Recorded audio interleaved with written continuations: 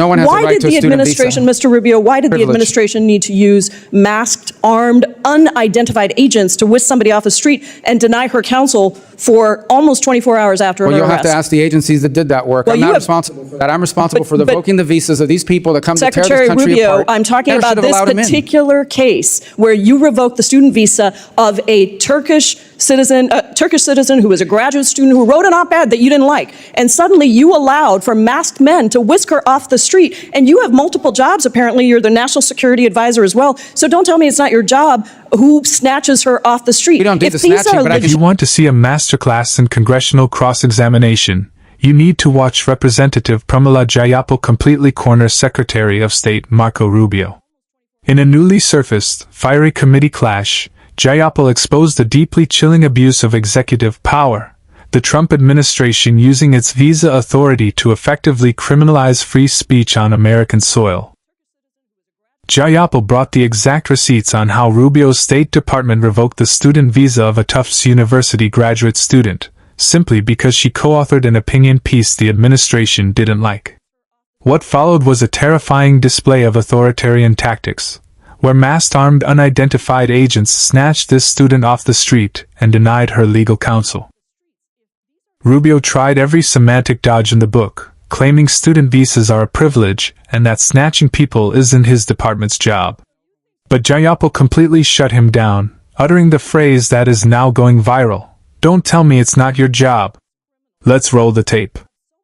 Representative Jayapal. Thank you so much, Mr. Chairman. Thank you, Secretary Rubio, for being here. On March 21st, 2025, the State Department approved the revocation of a student visa for Rümeysa Öztürk, a Turkish citizen who is a graduate student at Tufts University, apparently simply for writing an op-ed. According to an internal State Department memo, you took this action under your discretionary authority to revoke visas, and soon after you revoked her visa, armed and masked plainclothes officers snatched Ms. Öztürk off the street and transported her to a prison in Louisiana. Mr. Secretary, do you really think that Ms. Öztürk's op-ed results in a foreign policy consequence for the United States? I believe that case involves someone whose visa we never would have granted had we known ahead of time. I'm not asking you that question. I'm asking Well, you if telling you you, think we'll an op-ed, if an op-ed, Not an which, op-ed. but that's exactly, in fact, what happened. The State Department wrote a memo concluding that you did not have sufficient grounds to revoke Ms. Öztürk's visa. There was no evidence showing that she'd engaged in any activities that were a threat to national security. And in fact, in May, a federal court ordered Ms. Öztürk's release from detention, noting that the sole basis for the government's detention appeared to be the fact that she co-authored this opinion piece in the Tufts newspaper in March of 2024. Where in the Constitution does it say that the Secretary of State can override the First Amendment protections of free speech? Is there a footnote that I missed There's somewhere? no constitutional right to a student visa. So, but is there Student visa's a a privilege. constitutional right? Does it say somewhere that Marco Rubio gets to determine which speech is appropriate and revoke student visas based on what you think constitutes free speech? There's a statute that says the Secretary of State gets to determine whether someone is a threat. We deny visas Do you every day think all that over the the world. and we'll INA, continue- do you think that the Immigration and Nationality Act trumps the Constitution of the United States, Mr. Secretary? Well, Congress can always change the law if you want, but I'm telling you, Mr. in the meanwhile, I Secretary, have the let me authority. I be will continue clear. to revoke the visas of these people that come here to tear You this said that, country Mr. apart Secretary. because Let me they're on student reclaim my visas. They're time guests. because you are talking about revoking student visas based on what somebody says, and that means that you are trumping the legal supreme court, the supreme law of the land, which is the Constitution of the United States. No one has a Why right did to a the student administration, visa. Mr. Rubio, why did the Privilege. administration need to use masked, armed, unidentified agents to whisk somebody off the street and deny her counsel for almost 24 hours after Well, her you'll arrest? have to ask the agencies that did that work. Well, I'm you not have- responsible for that. I'm responsible for but- revoking the visas of these people that come to tear Secretary this country Rubio, apart. I'm talking Never about should have this allowed 'em in. particular case where you revoked the student visa of a Turkish citizen who was a graduate student who wrote an op-ed that you didn't like, and suddenly you allowed for masked men to whisk her off the street. And you have multiple jobs. Apparently, you're the national security advisor as well. So don't tell me it's not your job who snatches her off the street. We don't do If the these snatching, are but I can tell you we do the visa Let me revocations, ask and we're you gonna about keep the doing them. national security consequences of people masked men on the streets, snatching people off the streets. If these are legitimate law enforcement agents carrying out proper arrests, why are they hiding their identities? Because then radical crazies will try to hurt them. So you think that U.S. agents who have almost always gone without face coverings, even when they're arresting some of the country's most dangerous criminals, suddenly have so much to fear from a graduate student who wrote an op-ed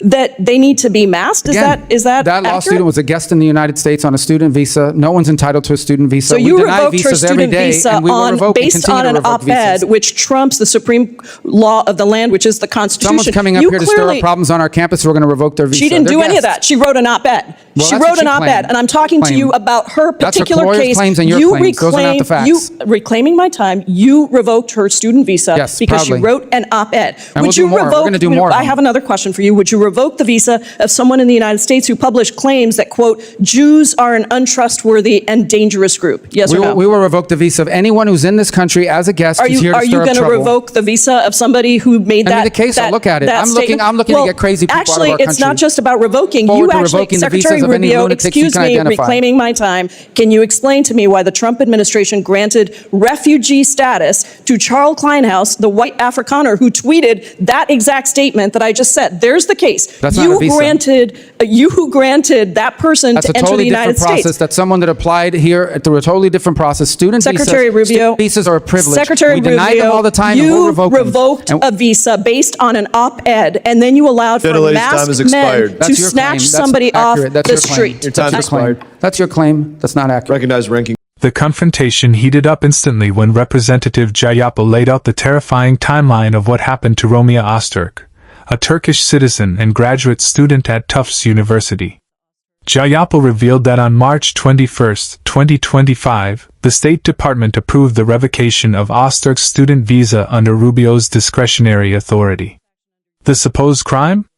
Co-authoring an op-ed in her campus newspaper a year prior. Jayapal exposed that an internal State Department memo explicitly concluded the administration did not have sufficient grounds for the move, finding zero evidence that the student posed any national security threat. In fact, a federal court stepped in and ultimately ordered her release, explicitly noting that the sole basis for her detention was the exercise of her free speech. Jayapal looked Rubio dead in the eye and asked a devastating question. Where in the Constitution does it say the Secretary of State can override First Amendment protections of free speech?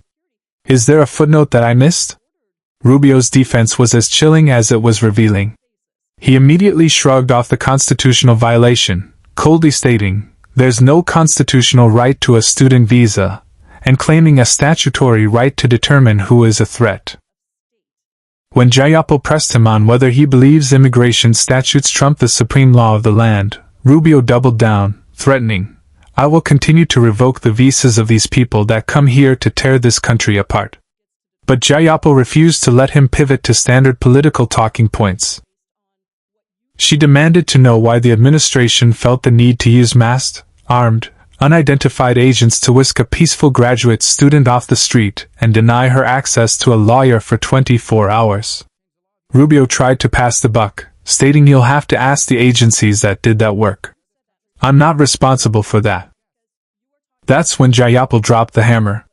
She pointed out that since Rubio essentially acts as a dual national security advisor within the administration, he cannot greenlight the political persecution of a student and then wash his hands of the jackboot tactics used to enforce it.